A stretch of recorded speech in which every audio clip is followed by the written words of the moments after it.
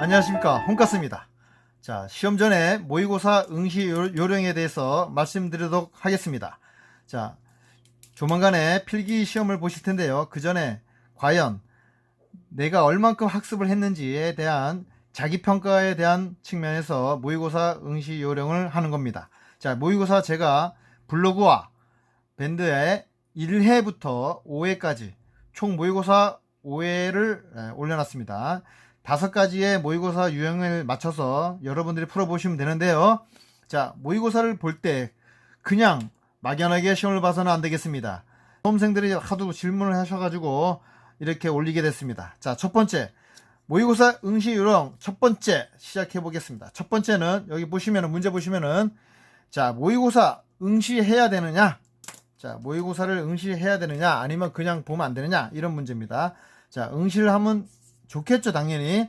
왜 그러냐? 첫 번째, 자기가 공부한 자기 주도 학습 능력에 대해서 최종 점검해야 되는 측면에서는 상당히 긍정적인 거라고 볼 수 있습니다. 그래서 일반적으로 필기 공부를 한 다음에 이론 공부를 말씀드리는 겁니다. 그래서 수험생들이 과연 내가 득점 가능한 점수가 얼마나 되는지 궁금할 거 아닙니까?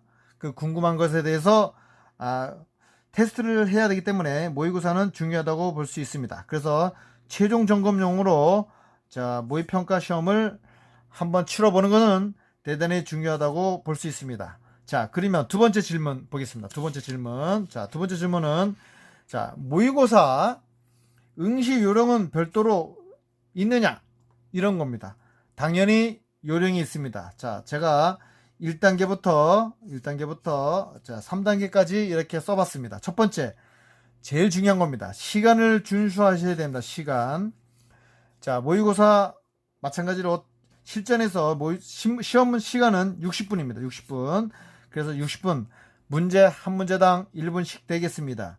이것을 시간을 딱 재고 시계를 딱 앞에 놓고 시계를 딱 놓고서 여러분들이 테스트를 해야 되겠습니다. 두 번째, 시험 문제를 풀다 보면 어려운 문제도 있고 쉬운 문제도 있고 아주 애매모호한 것도 있습니다. 그럼 여러분들이 쉬운 문제는 당연히 답을 바로바로 체크하겠지만 어려운 문제가 있습니다. 어려운 문제는 에따 모르겠다 찍지 마세요. 왜 그러냐? 자, 어려운 문제는 자, 이건 빨간색으로 하겠습니다.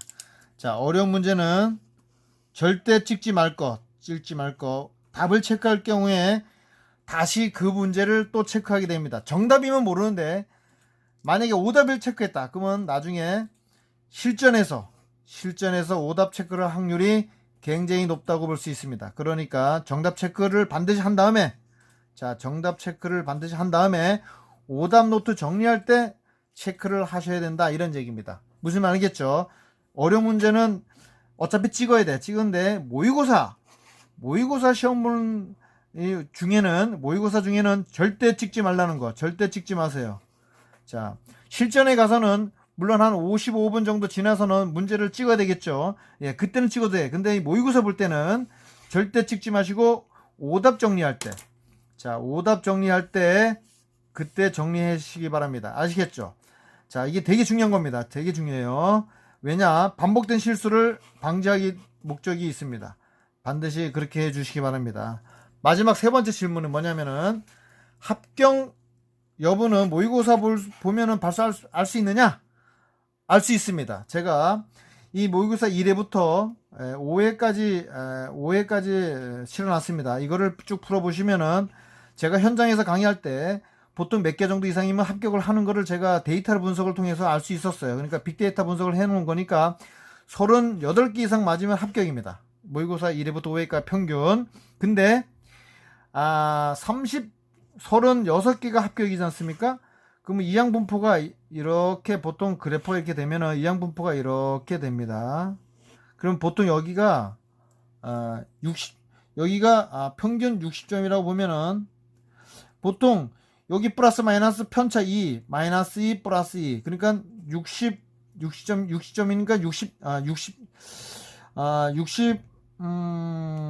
한 5점, 한 68점. 그 다음에 적으면 62점, 56점에서 58점. 이렇게 되는 점수가 많이 있어요. 그러니까 60점을 기준으로 했을 때 36개가 합격이니까 여기 뭐 33개에서 35개 또는 37개에서 38개. 자, 이렇게 되는 확률이 많은데, 그래서 이항분포를 보면 60점 기준에 했을 때 36개 기준에 했을 때 요렇게 됩니다. 그랬을 때 37개, 8개 맞을 수도 있지만 33개, 35개로 떨어질 사람 많아요. 그래서 이런 사람들을 위해서 반드시 오답 노트를 처리를 꼭 해주시고, 오답 노트를 해야지만 나중에 실전 응시할 때 실수를 예방할 수 있어요. 그래서 테스트를 해본 결과 만약에 35개에서 36개 또는 33개 정도 되시는 분은 33개 되신 분은 쉬운 문제를 반드시 맞춰야 됩니다. 여기서 실수할 경우에는 어려워질 수 있습니다. 알겠죠? 자, 이렇게 해서 실전 시험 보기 전에 시험 전에 모의고사에 대해서 어떻게 응시해야 되는지 제가 잠깐 정리했습니다. 수험생들이 질문이 많아가지고 이렇게 갑작스럽게 또 올리게 됐습니다. 아무쪼록 이번 시험 잘 보시고요. 요 응시 요령에 대해서 요 요령에 지시한 대로만 풀어보시고 체크해 보시면 여러분의 합격에 큰 도움이 될 거라고 확신합니다. 자, 지금까지 홍가스였습니다. 감사합니다.